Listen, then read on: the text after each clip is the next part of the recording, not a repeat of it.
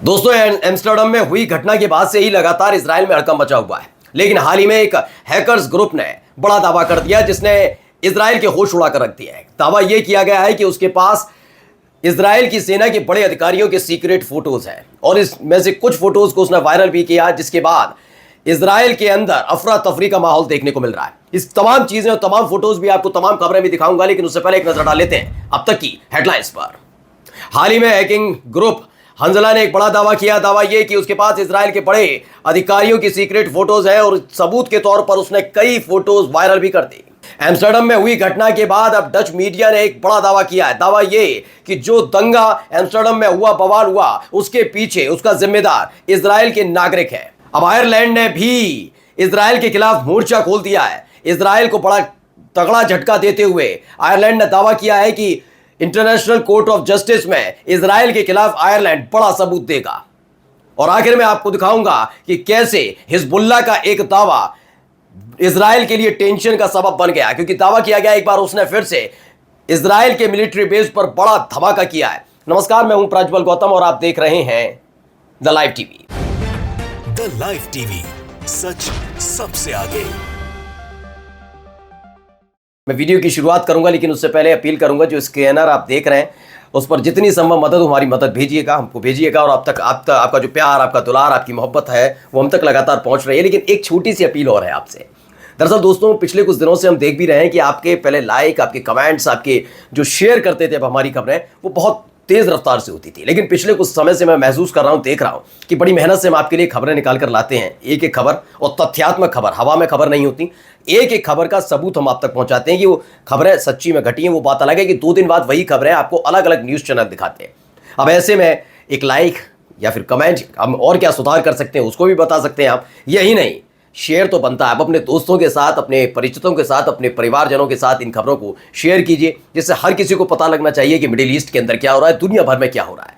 चलिए अब खबर की शुरुआत कर लेते हैं। खबर मैंने जो आपसे पहले वादा किया था कि हड़कंप मचा हुआ है। देखिए, एम्स्टर्डम में जो घटना हुई सबने देख ली, लेकिन एक और दावा कर दिया गया। दरअसल पिछले 2 बार से 2 दावे एक ईरान समर्थित कहा जाता है कि ईरान से ये हंजला नाम का जो हैकिंग ग्रुप है वो चलता है ईरान से। उसने पिछली 2 बार भी दावे किए थे और उसने कहा था कि उसने पहले एक म्युनिसिपल कॉर्पोरेशन है इजराइल की, उसको हैक कर लिया, उसकी वेबसाइट को, उसके काम करने के तरीके को, उसके पूरे सिस्टम को हैक कर लिया, जिससे वहाँ कामकाज ठप हो गया। फिर और भी दावे किए गए कि कैसे उसने जो इजराइल के सेना के बड़े अधिकारी हैं, इजरायली सेना है, उसमें सेंधमारी की, उनके फोन तक वो हैक कर लिया है। और अब देखिए, आगे आकर हंजला ग्रुप की तरफ से दावा किया गया है कि उसने ये दावे हवा में नहीं किए थे, बल्कि कई सबूत भी सामने रखे हैं। पहले मैं कुछ खबर दिखाने जा रहा हूं, उसके बाद फोटोज भी इससे जुड़ी हुई आप तक पहुंचाऊंगा। ये देखिए, ये खबर है। The Iranian Hanzala hacking group published A photo directed at the commander of the Israeli army cyber security. इनका कहना है कि ईरान की जो हंजला हैकिंग समूह है, ईरान संचालित किया जाता, सबको पता है, ने इजराइल की सेना के साइबर सुरक्षा कमांडर एहुद शानी, सोचिए ये खुद साइबर सुरक्षा के कमांडर हैं, एहुद शानी पर एक पोस्ट लिखी है। ये दावा हंजला ग्रुप की तरफ से किया गया है। हंजला ग्रुप के जो लगातार खबरें आ रही हैं उसको लेकर हम आपको खबर दिखा रहे हैं कि क्या कुछ दावा हंजला ग्रुप की तरफ से किया जा रहा है। क्या लिखा उन्होंने? डियर एहुद शनी, आपने हमें निराश किया, यू डिसअपॉइंटेड अस। ये इजरायली सेना के साइबर सुरक्षा कमांडर एहुद शानी है। हाल ही में इन्हें दावा किया गया है जो हंजला ग्रुप की तरफ से, आपने तस्वीर भी देख ली, जो बटटब है उसमें बैठे हुए हैं, बाथटब में बैठकर वो नहा रहे हैं। उस वक्त की एक तस्वीर कोई है, कहाँ से आई, कैसे आई, ये एडिटेड है, एआई है, क्या है, ये द लाइव टीवी इसकी जिम्मेदारी नहीं लेता। लेकिन फिलहाल जो हंजला ग्रुप की तरफ से शेयर की गई तस्वीर वो हम आप तक पहुंचा रहे हैं। इसको लेकर जो उन्होंने लिखा कि इन्होंने लिखा है कि हाल ही में उसने, यानी कि ये साइबर सुरक्षा कमांडर जो है एहुद शानी पर आरोप लगाया है कि उन्होंने कई तरह के मर्डर्स और हत्याएं हुई, इसमें मुख्य भूमिका निभाई, लेकिन हंजला से कुछ भी नहीं छिपा। उसके पास बहुत सारा डेटा है। एहुद और ऐतिहासिक ट्रैकिंग और आगे के लिए जो है जिम्मेदार रहा है। हमने आपके साइबर सुरक्षा कमांड पर भी विचार किया है। आगे लिखते हैं कि लेकिन पिछली बैठकों के बारे में बताया कि हमें आपकी हाल की मुलाकातें बिल्कुल अच्छी नहीं लगी। अनफॉर्चुनेटली आप हमारे संदेशों और चेतावनियों पर ध्यान नहीं देते, ये आपके लिए खतरनाक है। ये इसमें लिखा गया, बताया गया। कहानी शुरू करने के लिए हम आपकी बेटी हरदोफ के कुछ मुद्दों और सहकर्मियों के बारे में और बात कैसे करें। हमारी राय है कि यदि हम जारी रखते हैं तो आपकी बेटी अपने पिता के घोटालों की वजह से ELAL में काम करने से इस्तीफा दे देगी। कोई ELAL जहां काम करती होंगी, इसे जारी न रखना बेहतर है। हम आपकी कॉल का इंतजार कर रहे हैं। ये चाहते हैं कि जो साइबर सुरक्षा के कमांडर हैं एहुद, वो फ़ोन करें। इसके अलावा हम नौकरी की स्थिति के बारे में, दुरुपयोग के बारे में बात करेंगे। ये फोटो रेसिस्टेंस की तरफ से टेलीग्राम पर खबर छापी गई थी और तमाम तस्वीरें, इसके साथ कई और तस्वीरें हैं। ये तस्वीरें भी आपको लगातार दिखाता जा रहा हूं। दरअसल हंजला ग्रुप ने एक अभी हाल ही में दावा किया था, वो खबर भी हमने आपको दिखाई थी कि उनका दावा था कि हमने इजराइल की सेना के बड़े बड़े अधिकारियों के जो फोन्स हैं उनको हमने हैक कर लिया है। वो पहले इस बात पर हल्का मचा, लेकिन उस बात को बहुत हल्के में लिया गया और शायद यही वजह है कि अंजला ग्रुप की तरफ से ये तस्वीरें जारी की गई। अब ये तस्वीरें एडिटेड हैं नहीं है, ये इस बात का दावा द लाइव टीवी नहीं करता। फिलहाल जो खबर है वो हमने आप तक पहुंचाई है, जो चल रही है इस समय। अब आ जाते हैं एम्स्टर्डम वाली खबर पर, जो सबसे पहले आपके अपने चैनल द लाइव टीवी ने दिखाई कि किस तरह के हालात एम्स्टर्डम में बने। हमने पहले भी बताया कि वहाँ जो लोग थे वो दावा कर रहे थे, भगदड़ मच रही थी, सब हो रहा था, लेकिन दावा ये किया जा रहा था कि वहाँ जो मैच चल रहा था, जो इजराइल वर्सेज वहाँ की स्थानीय टीम के साथ था, तो वहाँ पर डच और जो तमाम अरब कंट्रीज में रहने वाले लोग हैं, जो फिलिस्तीनी समर्थक हैं, उन्होंने झंडा लगा दिया था फिलिस्तीन का। इसके बाद दावा किया गया कि भैया उस झंडे को फाड़ दिया गया जो इजराइल के समर्थक थे। उसके बाद ये बवाल हुआ। अब देखिए डच मीडिया जो है, जो वहाँ की स्थानीय मीडिया है, वो क्या कहती है। इनका दावा है कि एम्स्टर्डम की सड़क पर जो हुआ वह अचानक नहीं हुआ। इजराइलियों ने फिलिस्तीनी झंडों को फाड़ दिया, उन्हें शहर की सड़कों पर घरों से नीचे उतार दिया, जिससे वहाँ के जो स्थानीय निवासी यानी जो वहाँ के लोकल है, इजरायली लोकल तो है नहीं, वहाँ के जो लोकल है वो नाराज हो गए और उन्होंने रिएक्शन देते हुए इजरायलियों पर अटैक कर दिया। ये सारी कहानी थी। यानी जो दंगा हुआ है, इनका जो दावा है डच मीडिया का, ये सब इजरायलियों की देन है, इजराइल के उकसावे पर ये सब हुआ है। अब एक वीडियो आपको दिखाने जा रहा हूं, इस वीडियो को जरा गौर से देखिएगा कि ये अभी की नहीं, 8 महीने पहले की है और क्या कुछ हुआ था उसको भी देखकर समझिएगा। क्योंकि ऐसा ही जब फुटबॉल के मैचेस होते हैं, कई तरह की घटनाएं सामने आती हैं, लेकिन ये घटना इसलिए और ज्यादा जरूरी हो जाती है दोस्तों, क्योंकि हाल फिलहाल में गजा के बीच में और इजराइल के बीच में लगातार बहुत युद्ध, गोलाबारी, रॉकेट्स, ये तमाम चीज़ें, मतलब संग्राम सा चल रहा है, युद्ध चल रहा है, वॉर चल रही है। और इन सब के बीच हो क्या रहा है, ये जो 8 महीने पुरानी है, इसको भी समझिए आप।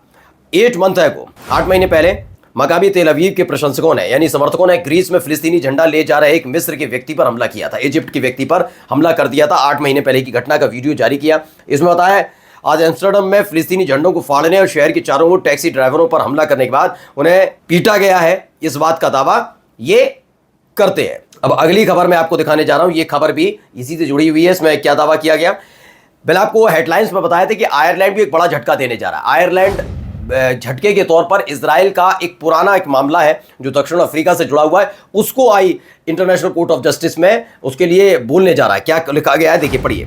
Ireland says will join South Africa's genocide case against Israel at ICJ. Hindi में बता देता हूं, आयरलैंड का कहना है कि वो आईसीजे यानी इंटरनेशनल कोर्ट ऑफ जस्टिस में इजराइल के खिलाफ दक्षिण अफ्रीका के नरसंहार मामले में न केवल शामिल होगा बल्कि सबूत देता हुए नजर आएगा। जो आयरिश सरकार है उसका कहना है कि वह ये साल खत्म होने से पहले ही इंटरनेशनल कोर्ट ऑफ जस्टिस, यानी ये नवंबर चल ही रहा है, दिसंबर खत्म आते आते इजराइल के खिलाफ दक्षिण अफ्रीका के नरसंहार मुकदमे में हस्तक्षेप करने की योजना बना रहा है कि वो जाएगा और वहां पर जाकर काफी चीजों का जानकारी देगा। ये प्रेस टीवी की तरफ से जानकारी दी गई है। अब आखिरी खबर जो मैंने आपसे कहा था कि हिजबुल्लाह से रिलेटेड है, प्रेस टीवी ने इस खबर को छापा और क्या लिखा, Hezbollah missiles hit 2 major Israeli military bases. दरअसल आपको पता होगा ये एक दिन पहले ही तेल अवीव और अवीवम में भी इसी तरह के हमले किए गए थे फतेह 110 मिसाइल से। अब एक नया दावा प्रेस टीवी ने छापा है और बताया, हिजबुल्लाह ने दावा किया है कि उसकी मिसाइलों ने इजराइल के 2 मिलिट्री बेस पर हमला किया है। कौन कौन से हिजबुल्लाह के जो ये लड़ाका है उन्होंने इजराइल के खिलाफ अपने जवाबी अभियान को जारी रखा, जिसमें जो फिलिस्तीन वाला कब्जा वाला क्षेत्र है उसके अंदर के जो इनकी मिलिट्री बेस है उनको खास तौर पर निशाना बनाया गया और जो इनकी रिहायशी इलाके उसको भी निशाना बनाया गया है। इसमें बताया गया कि अपने नए ऑपरेशन में हिजबुल्लाह ने एक रॉकेट से हाइफा के उत्तर पश्चिम में स्टेला मॉरिस नौसैनिक अड्डे को निशाना बनाया है। यानी एक तगड़ा झटका लगातार इजराइल को लगता हुआ नजर आया। जो अब तक की खबरें थी वो मैंने आप तक पहुंचाई, फिर से आपके सामने आऊंगा, लेकिन जाते जाते एक बार फिर से आपसे वही अपील करना चाहूंगा कि आपके लाइक्स, आपके कमेंट्स, आपके जो शेयर करने की एक तेज रफ्तार थी वो कम हो चुकी है। मैं बस चाहता हूं कि बड़ी मेहनत के साथ, बड़ी ढूंढ के एक खबरें तथ्यात्मक तौर पर हम आपके सामने लाते हैं। हमारी मेहनत रहती है, इसमें हमारी टीम की मेहनत रहती है। बस गुजारिश यही रहेगी कि आप लगातार लाइक करें, जो और सुधार हमें करना चाहिए उस सुधार के लिए कमेंट भी करें। खबर अच्छी लगी तो भी कमेंट करें, खबर कैसी लगी, क्या और हो सकता है वो आप हमें बताइए, लेकिन शेयर करने ना भूलिएगा। नमस्कार। द लाइव टीवी, सच सबसे आगे।